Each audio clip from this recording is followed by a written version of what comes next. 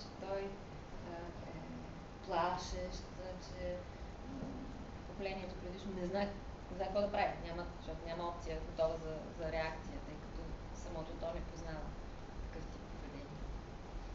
Оттам етикетирането на много деца днес, и агресивни били, неуправляеми били, хиперактивни били, индигови били, всичките етикети, които като някакво клеймо се лепят, всъщност те са по-здрави от нас. Това е истина.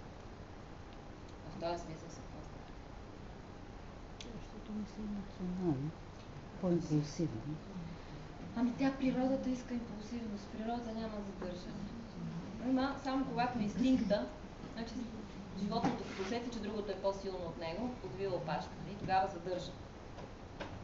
Но природата предвижда атака и бягство, като две здрави реакции на защита. А при нас човеците има една трета, която е патологична, тя е парализата. Там, където не можем ни да нападнем, нито да избягаме. И там трябва да се седи в стреса. И това нещо вече натрупва и почва да избива в милиарди симптоми, които са и в тялото, и в душата. 90% от болестите на днешния човек са психогенни. Те изглеждат понякога чисто физически, но ревматоидният артрит е чисто психогенен. И алергията е абсолютно чисто психогенен. И язвата на стомаха, и всички дисбактериози, и смущенията в чревния тракт, и колита, и развалените зъби, и падащата коса, и туморните заболявания, и всички невродермити, атопични, какви ли не. Всичко е психогенно. Тоест, отива в тялото и лекаря лекува само видимото, а не маха причината, която е в невидимото.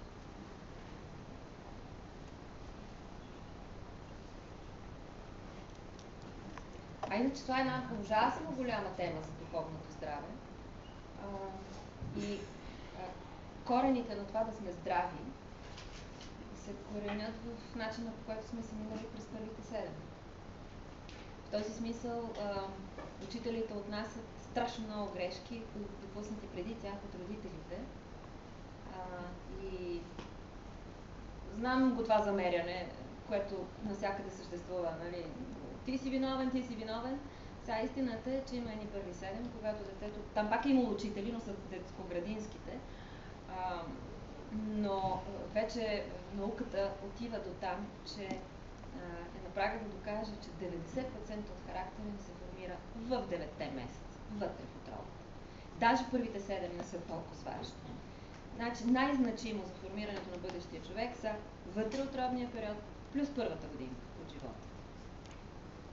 И това по някакъв начин, вие сте си преподаватели по някаква дисциплина, всеки е компетентен в своята си материя, но по някакъв начин мисля си и на учителите в България, когато тези знания получат, да пробват по някакъв начин до родителите да ги пратят.